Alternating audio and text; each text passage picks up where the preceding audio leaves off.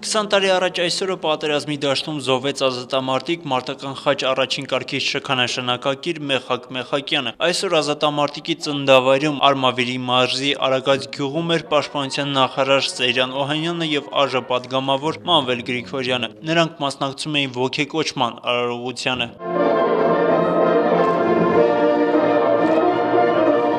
Մանկավարժ, մտավորական ու հայրենասեր Մեխակ Մեխակյանը ծնվել է 1961 թվականին Իրավաբանի ընտանիքում։ Մինչ ռազմի դաշտ մեկնելը մանկավարժական եւ քաղաքական գործունեություն էր ծավալում։ 1990 թվականի մայիս-հունիս ամիսներին նա մասնակցելով Գերագույն խորհրդի ընտրություններին դարձավ պատգամավոր, սակայն գերադասեց մեկնել ռազմի դաշտ եւ զենքով պաշտպանել հայրենիքը։ Կարողանում էր ոչ թե միայն ինքը իրեն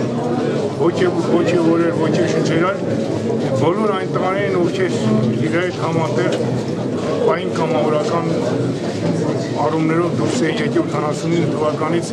հադրութի շրջանում։ Մեխակ Մեխակյանն իր ռազմական կենսագրությունը սկսել է Արագածի կամավորական գումարտակից, այնուհետև դարձել է Էջմիածնի ջոկատի հրամանատարը։ Նրանց արժանիքները եւ այդ ժամանակը ավելի են վեհացնում նրանց եւ մենք ոգեկոչում են նրանց սխրանքներով